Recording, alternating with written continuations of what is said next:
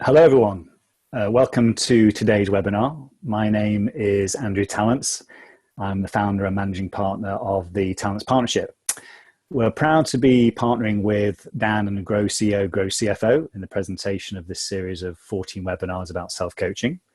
The webinars will be taking place on a fortnightly basis, and I'll let you know about the next webinar at the end of today's session. I know some people will be joining us, but I wanted to make sure we started at 11 today. So this is the second in our webinar series, and today's topic is, who am I? We have an hour together today. I'm going to speak for about 40 minutes or so, and then we'll have about 20 minutes for Q&A. As we go through the webinar, if any questions come up for you, then please write them in the chat box today, not the Q&A box, and I'll answer your questions at the end of the webinar. We're going to practice this now, so if you could just place into the chat box your first name and where you're calling in from today, we can just make sure that's working for you.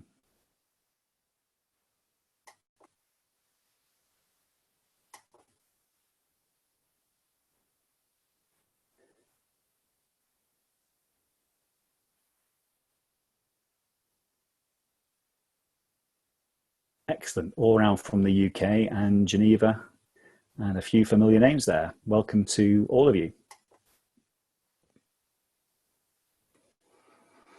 Now, inevitably, some of you may have technical problems during the webinar today, and in my experience, if this happens, best thing to do is just exit the webinar and rejoin. I also know Wi-Fi has been a bit slow, so if we do get some technical problems and some lag, I am recording today's session, and I've agreed with Dan we can post this on the Grow portals, on LinkedIn, and also on my YouTube channel, so you can look at it at your convenience. Now, you don't need to write down what's on the slides today, because we'll also post those online, but you may want to have a pen and paper to hand in case I ask you to consider some thought-provoking questions.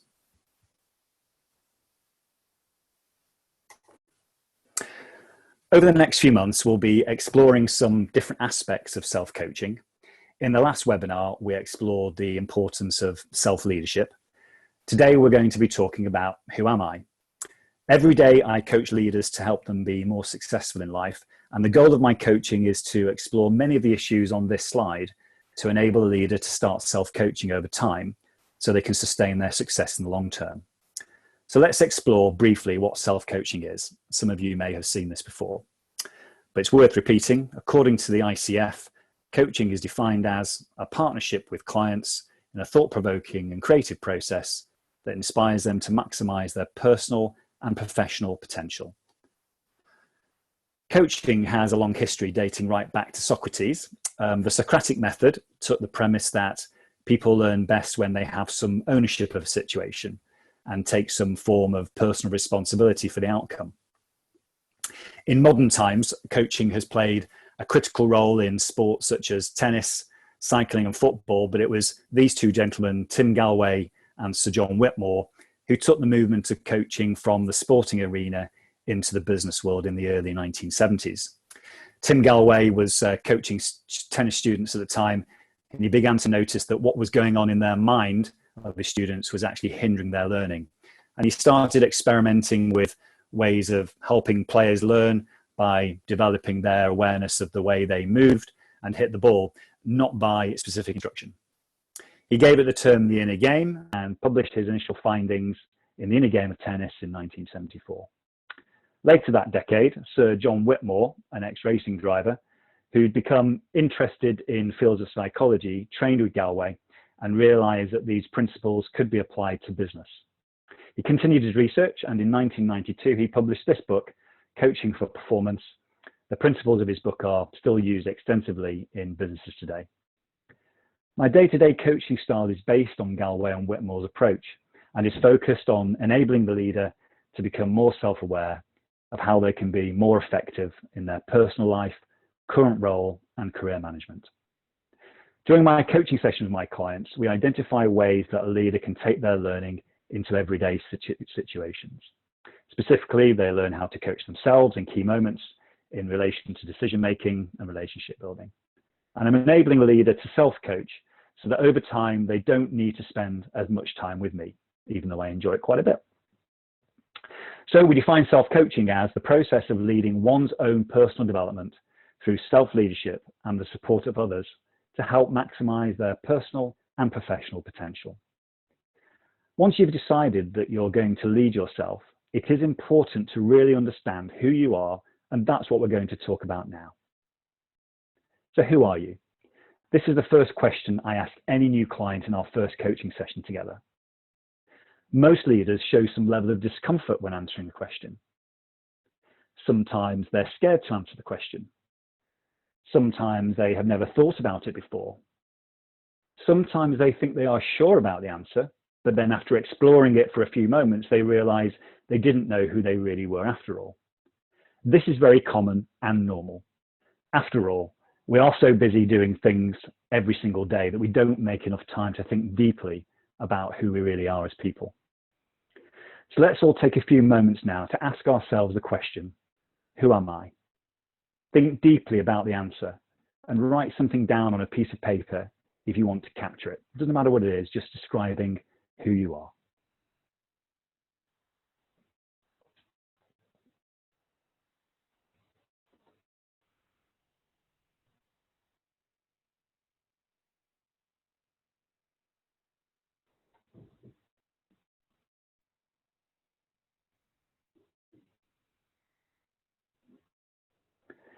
This is always the first draft. I remember when I was going through my training in the AOEC in London, I was asked this question constantly, hour after hour, and eventually I started to really work out who I really was. But what you've got on the paper is a great start, and it's important to know who we are, and these are the reasons why. There's a lot of research to show now that the most effective leaders in the world are authentic leaders. And the reason is authentic leaders create followership. Authentic leaders are also aware of their strengths, limitations, and their emotions. They know their real selves, and they also choose to show their real selves to their followers. Of course, all of us have different roles to play in life. Here are some of mine. I remember working with a client recently. I asked her the dreaded question, who are you? And she gave me the honest answer that she was different with every single person that she knew in her life, and that the only person in her life that really saw her true self was her husband. Now, this is not uncommon, but it can be exhausting when you're trying to remember who you should be with the different people in your life. Have a think for a few moments now about the roles you play in life. What are the words that come up for you? And how many of those roles are you being your true self in? Just make a quick note now.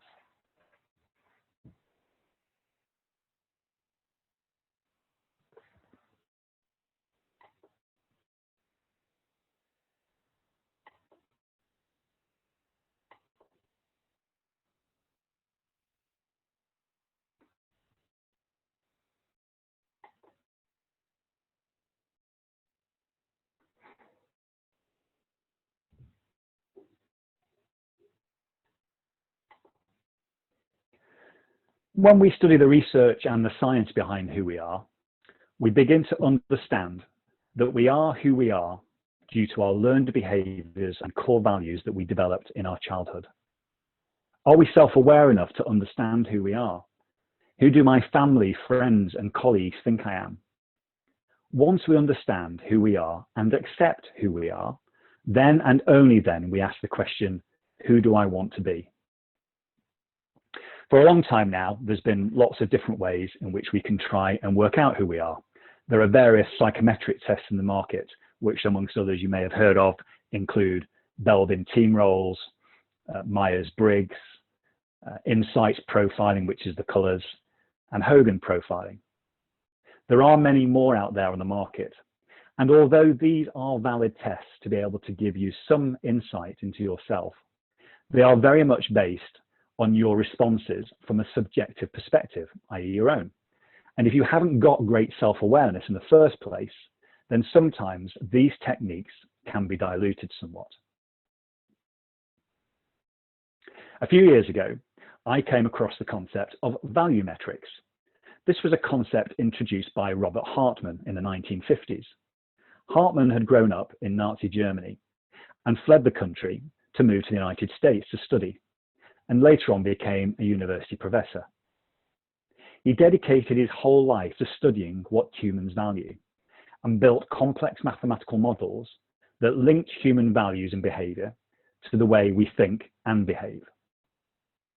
After years of research and many validation studies, he created the Hartman Value Profile, which is used extensively around the world today, both personally and in business. A profiling tool that uses these principles has been created by a company based in Glasgow called CCR3. Leaders can take an online survey that CCR3 have produced that asks them about what they value as human beings and gives a detailed profile of who they are.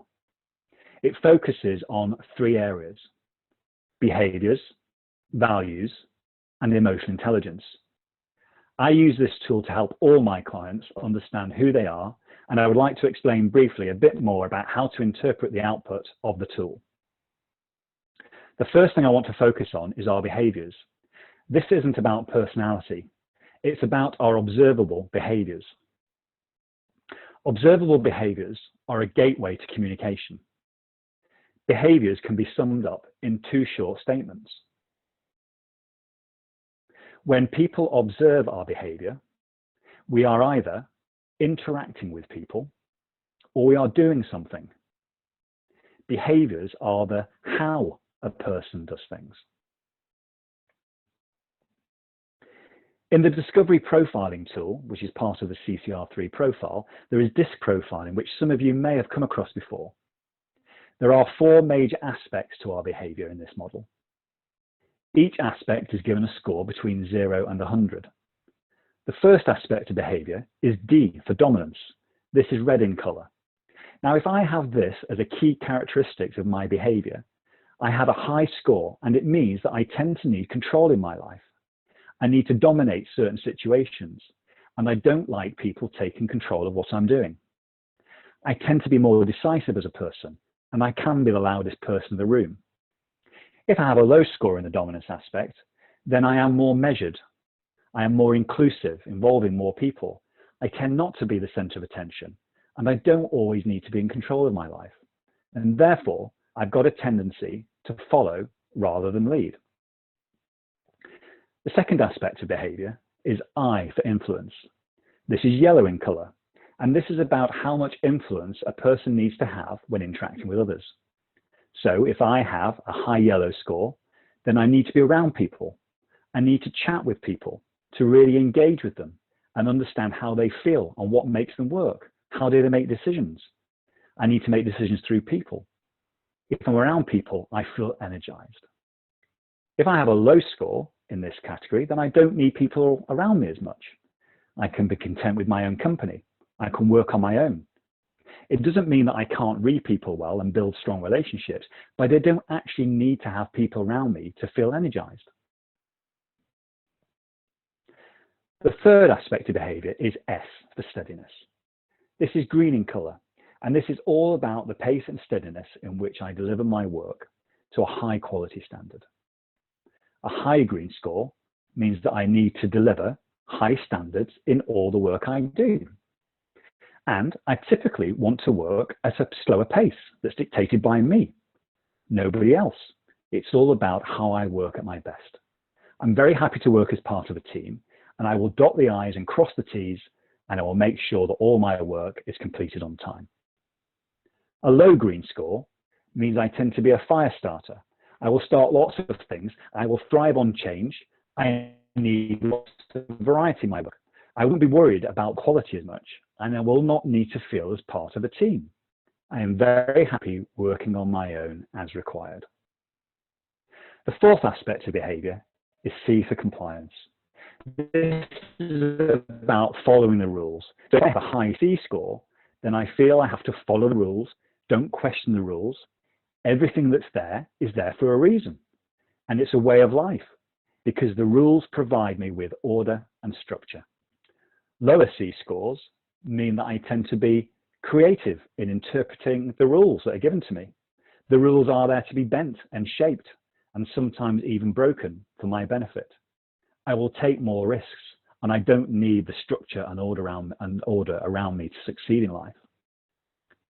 The composition of these four elements of behavior are very different for very different people.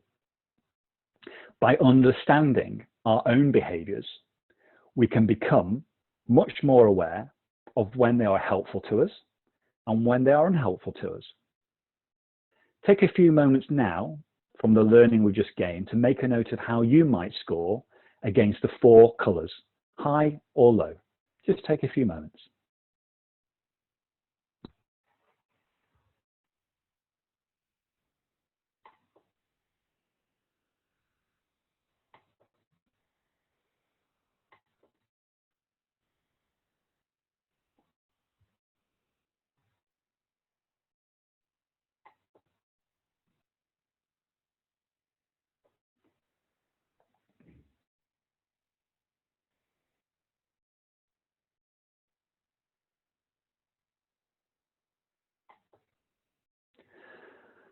I want to show you how you can use the behaviour graphs that are produced through the report in self-coaching.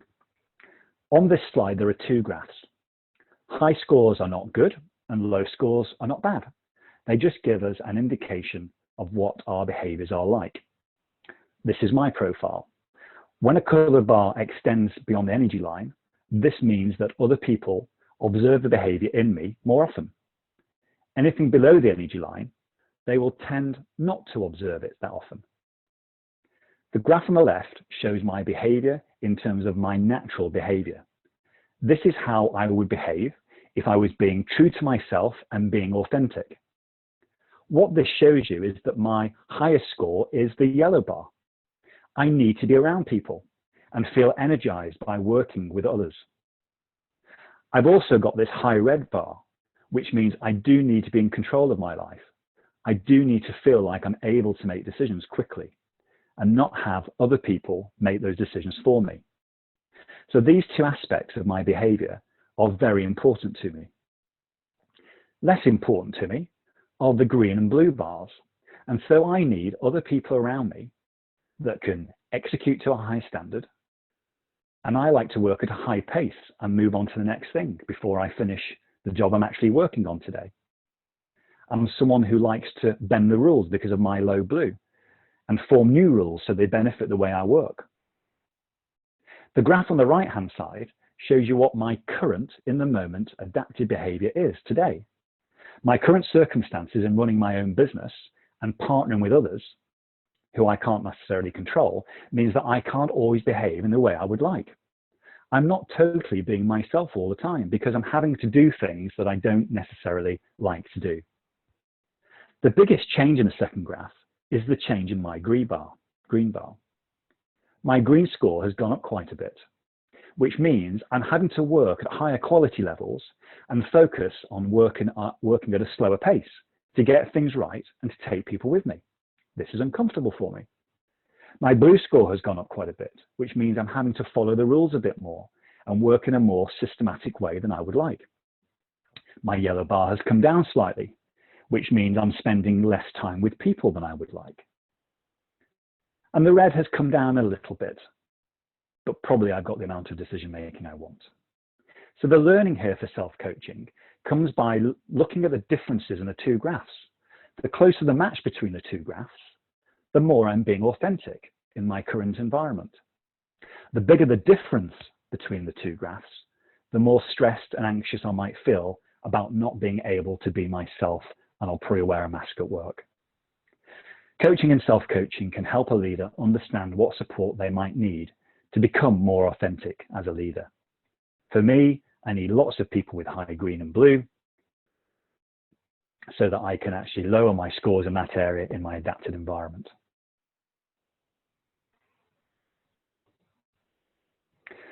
The second element to becoming more aware of who we are is our values. These are the motivators of life. When we make a decision in our life, it is either aligned to our values and we feel energized to engage into action, or it's disconnected from our values and we lose interest in the outcome of our decision. When we become aware of what our values are, decision-making becomes easier, and it also becomes easier to recognize when we make the wrong decision. Value metrics teaches us that there are 7 key values within our value structure. Of these 7, there tend to be 3 that are natural motivators for us. I would like to explain the 7 values so you understand how you might use them for self-coaching in the future.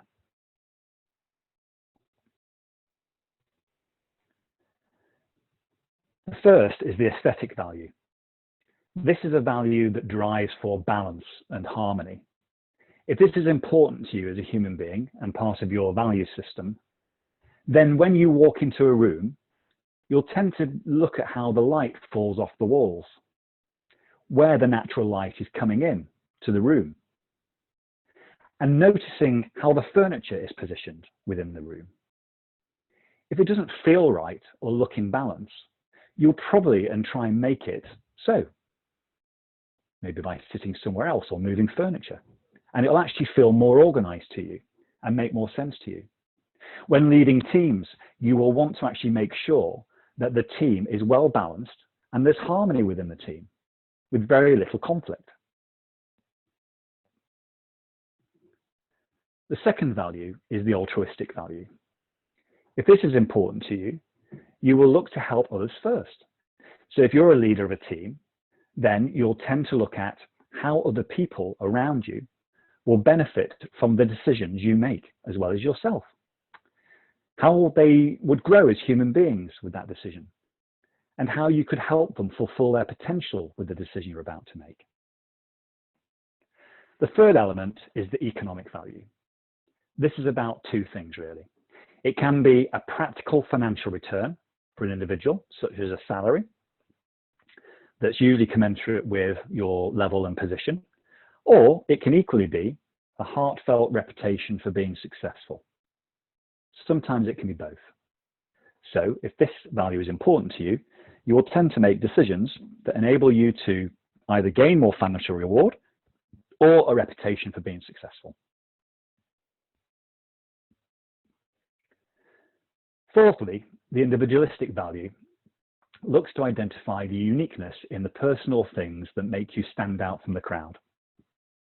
This is inherent in people who promote strong will and opinion when creating their own space.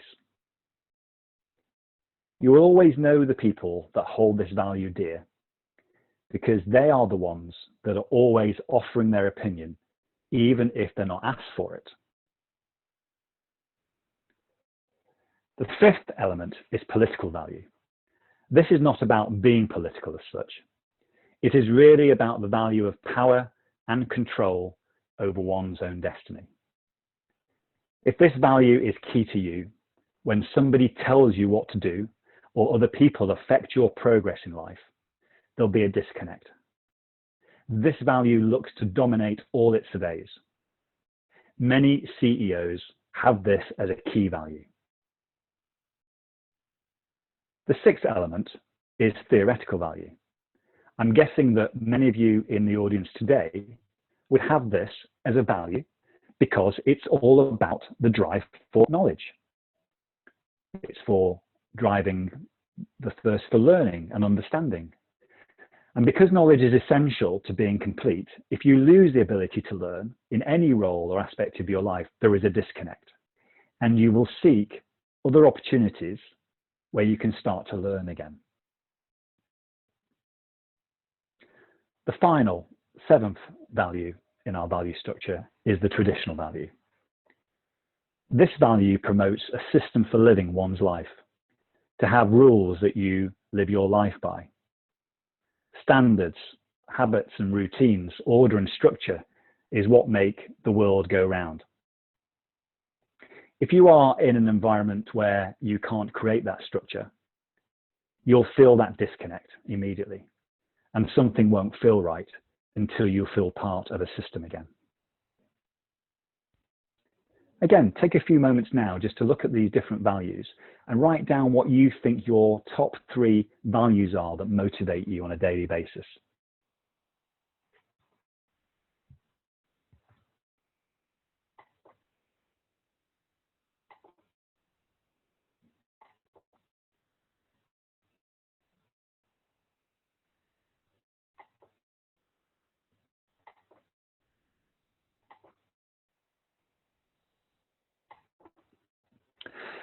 This is my own value ranking, and yours would come out maybe slightly differently. But what I learned about this when I did it a couple of years ago is that what is really important to me is my political value.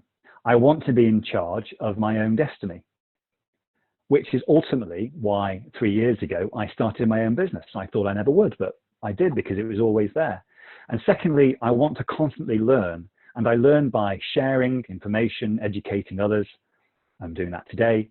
And thirdly, it's about individualism, the chance to offer an opinion and create a unique offering. And obviously I'm doing that today. So this is, for me, a really interesting experience, because I'm actually employing all of those three values in this webinar with you today, which is why I feel so energized.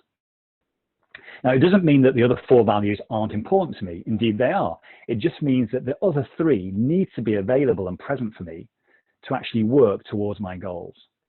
If I make a decision that enables me to be more independent, I will connect with this decision. If I make a decision that enables me to bring more harmony and balance to my life, I won't feel as excited about that. And indeed, there may even be a disconnect, because aesthetics is not a key value for me. By understanding your key values, you can self-coach to understand the decisions you're making on a daily basis and whether they sit well with you or whether there is a disconnect.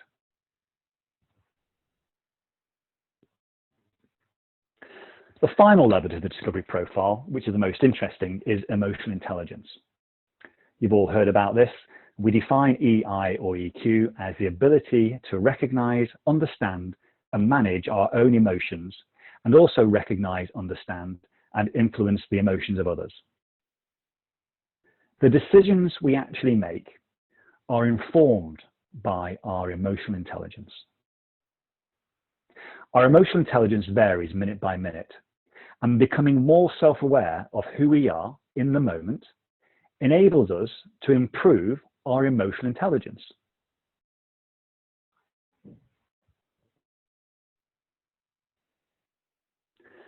The discovery profile gives us a snapshot of our emotional intelligence across 7 key areas.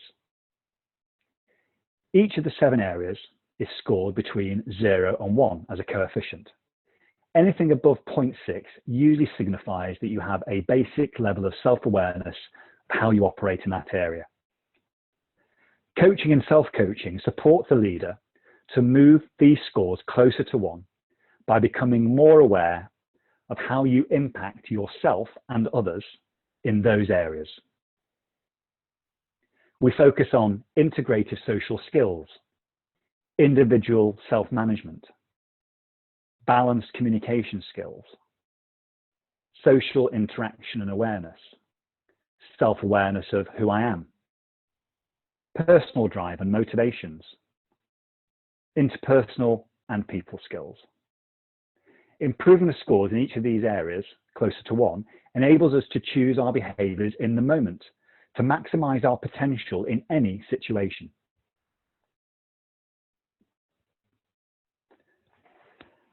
As we build our own self-awareness of who we really are, how we behave, and what we value, we then need to accept who we really are and work out what we need to support us on a day-to-day basis.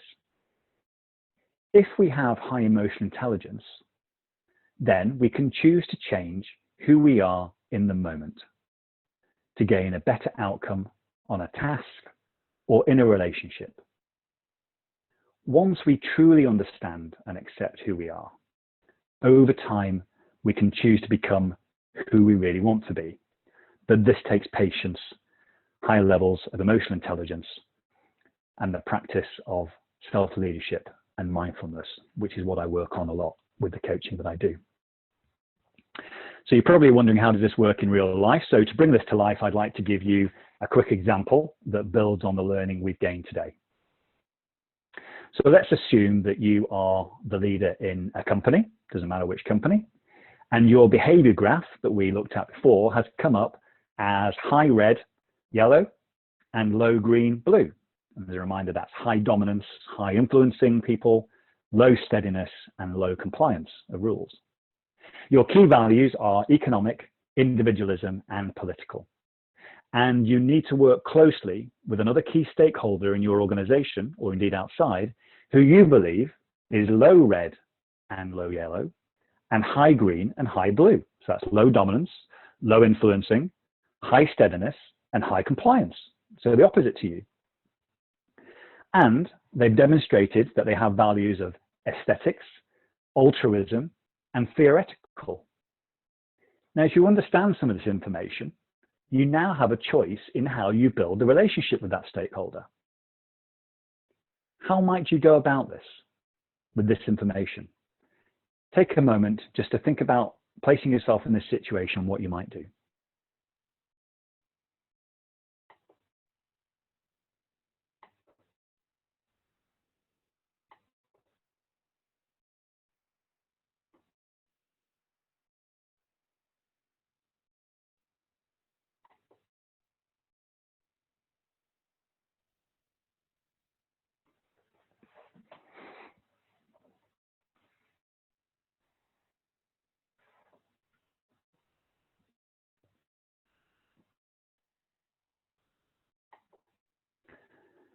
So if I was coaching you in this situation, I would encourage you to be open with the stakeholder about how you tend to behave, showing self-awareness, and what you value, what's important to you, and why you do things.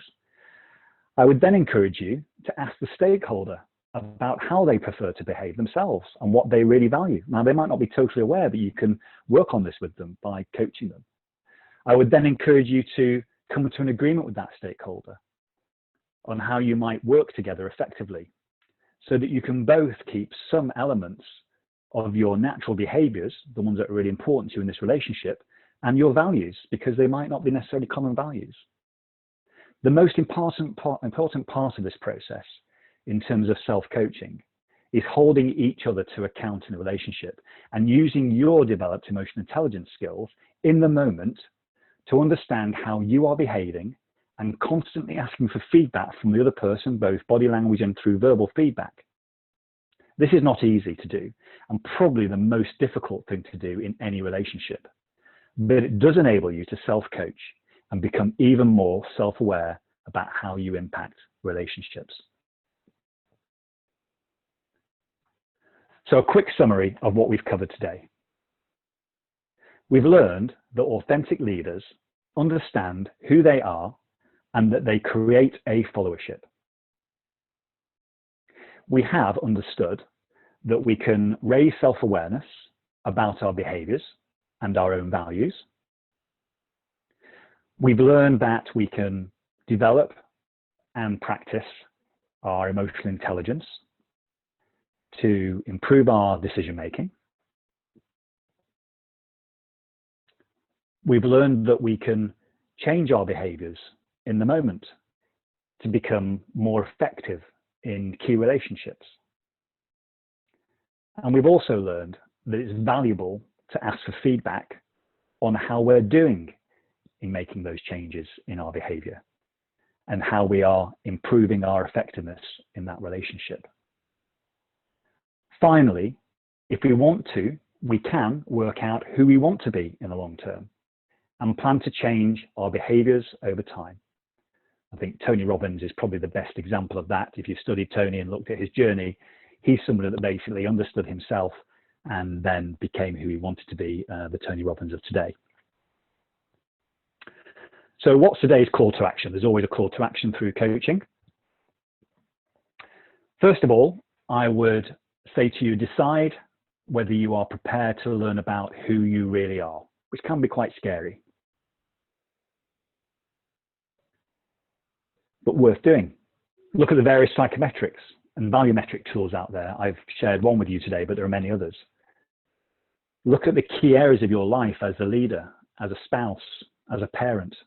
Are you being authentic in all of these areas? What can you do to become more authentic? Practice self-leadership, build your own emotional intelligence, become aware of how you're behaving and what you're valuing in certain key moments in your life, and are these appropriate? And finally, ask for feedback when you change behaviors in key relationships to see how they're being received.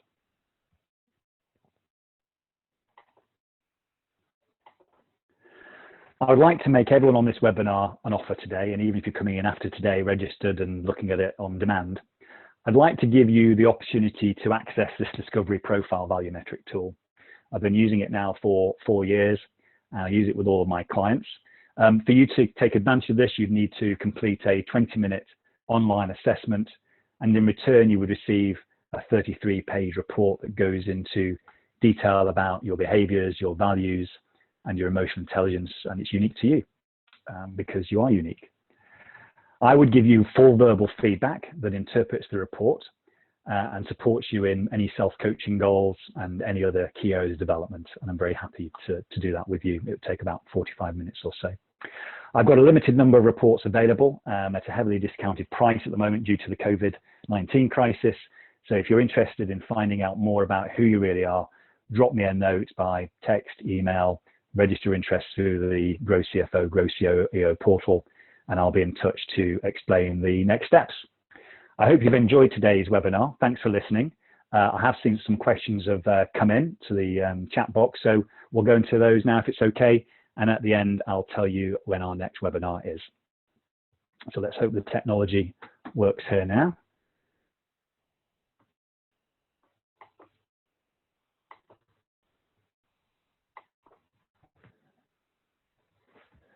Okay, so we have a question in relation to value rankings. Can a leader be motivated by one main value with a ranking of 100? Does this ever happen? It's a really good question. What the research has shown is that you can get a value ranking of 100, but it's very unusual for you to actually just have that one value as a motivator. It's normally the 3 in combination that drives you and drives the decision making of why you do certain things. And again, to stress, it doesn't mean that the other 4 aren't important to you. They'll become important to you in certain situations. But what those top 3, in no particular order, tend to do is when you're thinking about should I do something, you're thinking about the reason for doing it, and it's normally associated with one of those top 3. We have another question. When we use the DISC model, is the aim of coaching meant to be trying to find the right balance between the 4 letters categories? Is it ever negative to be too high in one and very low in the other? Keen to hear your thoughts as a coach. It's a really good question, and the important thing about the graph that you saw with the yellow, red, green and blue is that there's no wrong or right. It's actually just you.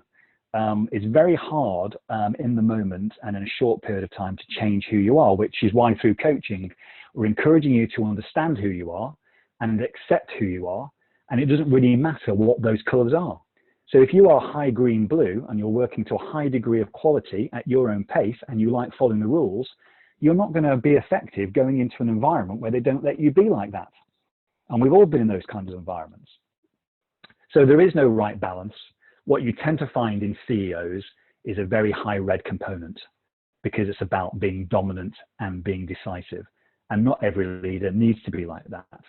What you tend to find in many CFOs and accountants is a healthy degree of blue, because a big part of the role of CFO is to actually make sure that we keep to the rules, the regulations. So sometimes we see that in profiles. But to answer your question, there is no right balance. It's about understanding what your balance is and recognizing when it's helpful and not helpful. We've got another question. Can a leader have equal percentages in all the values? I can see myself in all of these values listed. It's very unusual.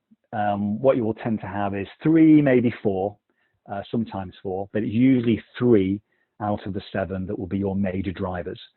And as I said earlier, those other 4 that are present tend to be there just in smaller quantities. And it'll be really interesting when you take this analysis away today to actually think about those 7 and maybe talk about it with somebody who knows you well to really work out which are the 3 that drive you.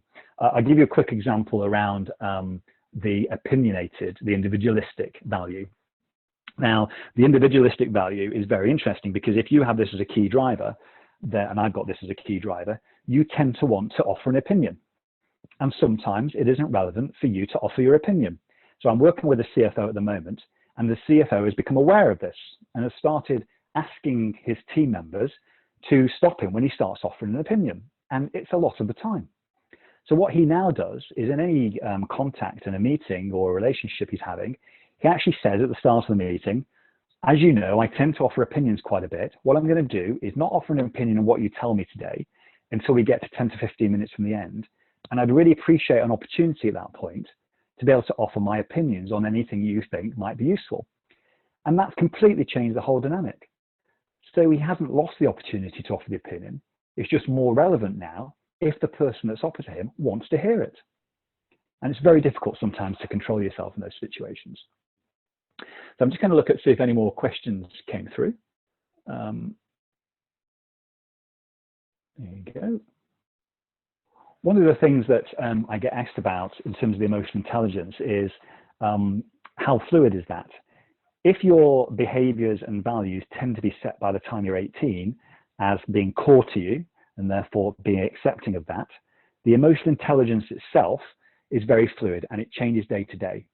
So what you can do is actually work very hard on being much more emotionally intelligent by practicing thinking in different ways, thinking about how you're behaving with people, become more mindful, which we're going to talk about on a later webinar, and creating space and time for yourself to really think through the day you've just had and where could you have been more effective by actually behaving differently in the moment to how you normally behave.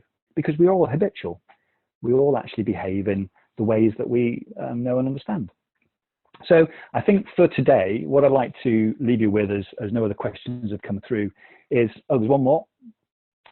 Thank you, Dan. What type of leadership qualities would contribute towards the idea of partnership between a CEO and CFO? Really good question. What you tend to find a lot in CFOs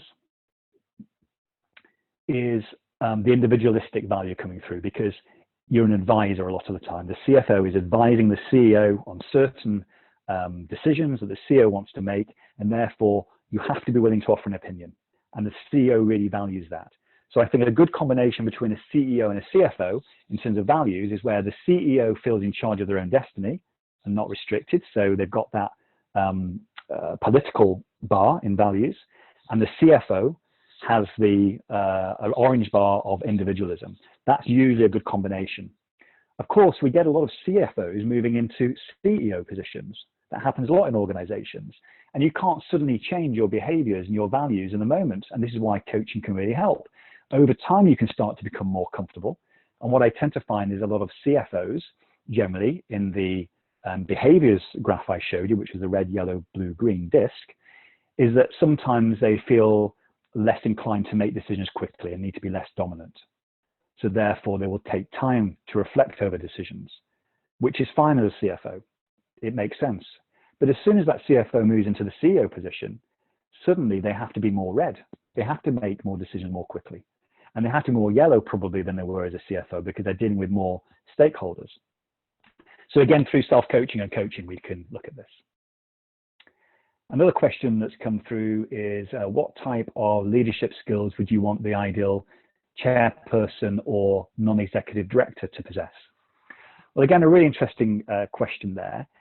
If you think about an executive director, a CEO that's moving into a non-executive director position or a chairman, they've been used to, as a CEO, being very dominant if they're very red and being very yellow.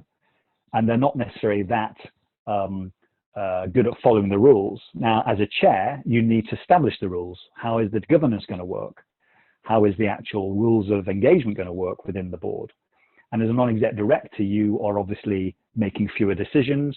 You're reflecting a lot more. So the qualities within a non-executive director or chairman, are fairly similar to a chief executive and a CFO, but they need to change over time to become much more advisory and to become a lot less involved in execution and making the decisions. So it is a transition. It does take time for people to do that. Just checking we're okay for time. Yeah. Next questions come in. How do you think useful values are different for a chair as opposed to a non-exec? So as opposed to an exec. So that's a similar thing. What I would say in terms of the chair values is certainly if they have more altruistic values than they had when they were a CEO, and building that over time. So thinking about the whole collective of the board, as opposed to just their own interests is a really useful one to develop.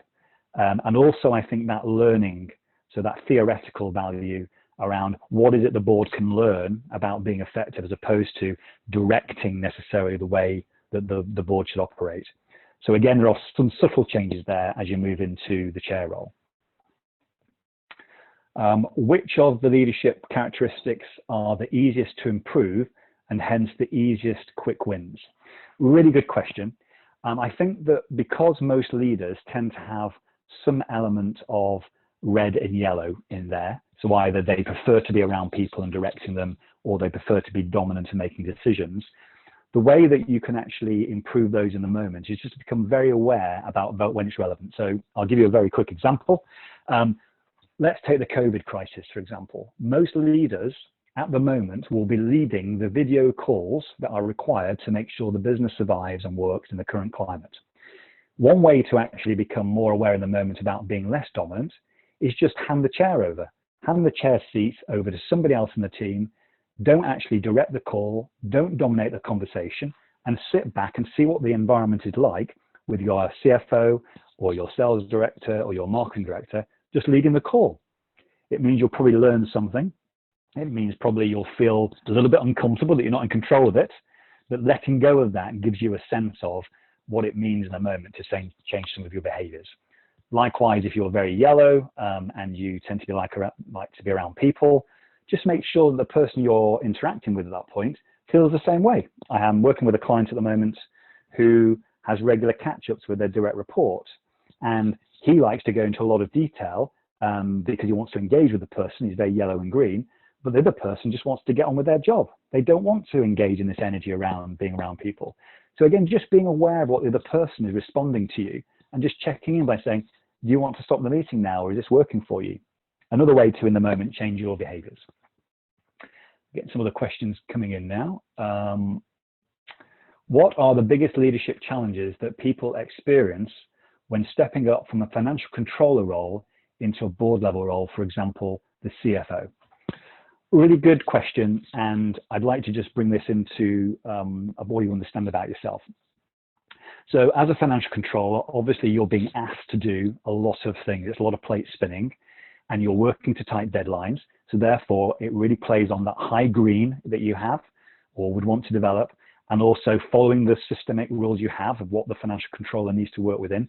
So following those rules, and sometimes your financial controller, the yellow comes down a little bit and maybe the red comes down because you're there to actually produce some tangible information for the information to be able to control the organization. As you move up to the board, suddenly you're doing less things and you're actually managing relationships more, and you're having to make more decisions more quickly because people are asking for decisions from you based on the information you used to produce. So at board level, suddenly you're having to produce more of your red and your yellow to improve your relationships and how you engage with people, and having to maybe reduce your green and blue a little bit more. And over time, that can be quite difficult, but you can do it over time. It's just difficult to do in a short period of time. So hopefully that gives you a sense there. The next one that's coming, thank you for all these questions, it's great. We've got another 10 minutes. The next one is, what type of leadership approach may be best suited towards guiding a business through the current crisis? Well, again, if you think about the graphs that we were talking about, we'll take the behavior graph first. In the current crisis, if you are high red, high yellow, that means that you're prepared to take decisions quickly rather than prevaricate. You're likely to dominate a situation when you need to and take control. And it means you're still thinking about the impact on people. And therefore, the yellow is coming through, and therefore you're more likely to take people with you. If in this current situation you are high green and blue, well, which rules are you following if you're blue? Because there are no rules. And if you're high green, have you really got the time to actually produce the quality you're used to producing in this crisis? So as a leader, in terms of behaviors, high red and yellow is very helpful, although it might make people feel a little bit under pressure. In terms of the values, certainly if you feel as a leader that you're in charge of your own destiny, then I think that's a really useful value to hold. And also that theoretical learning piece is really important about what can I learn about the current situation, how we're reacting and how my team's reacting. I think one of the most unhelpful ones is probably that individualism. You know, we haven't got time to offer opinions. we've only got time to make decisions and try and make people feel good about them and understand how it's going to impact them. So it's a really interesting question. Thanks for bringing that up. And, I think that there's some learning in that. Another question that's come through is there a more or less ideal red, yellow, blue, and green combination for a CEO? Can certain combinations disqualify you? No, it's a really good question. We have what we have. I'm working with a lead at the moment that's really low red, so they're not dominant at all. They're quite low yellow, and they've got a high green and a fairly high blue. Now, all it means is that he or she needs to surround themselves with people that are prepared to make decisions and are really good at schmoozing with people and doing the cooler talk, and they still can be an effective leader. But it's recognizing and understanding in the first place what kind of leader they are, because if they don't have those people around them that make great decisions quickly and are really good with people, they're not necessarily going to be as effective in the long term, because they're going to be focusing on high quality work and following the rules when it's going to be more appropriate to do something different. So there is no ideal profile. It's just understanding who you are and then complementing you with people around you that complement your weaker areas. Does emotional intelligence inhibit critical thinking in others? Good question. I don't think it does inhibit critical thinking. I think what it does is encourage it, because the whole point of emotional intelligence is that you're becoming more aware of what you're doing in the moment and what the other person that you're with is doing in the moment. And therefore, you can choose to be more critical thinking if you want or not. And so, no, I don't think it does inhibit it. I think you can choose in the moment how you want to encourage or not critical thinking, because you can actually create the rules in that moment about how you want your relationship to be. I hope that answers your question, Max. How would leaders approach dealing with furloughed employees who may be feeling isolated from the business and unloved by the firm, in particular, given that they probably feel vulnerable towards losing their jobs? Obviously, there are various rules about those individuals not being allowed to work whilst being furloughed.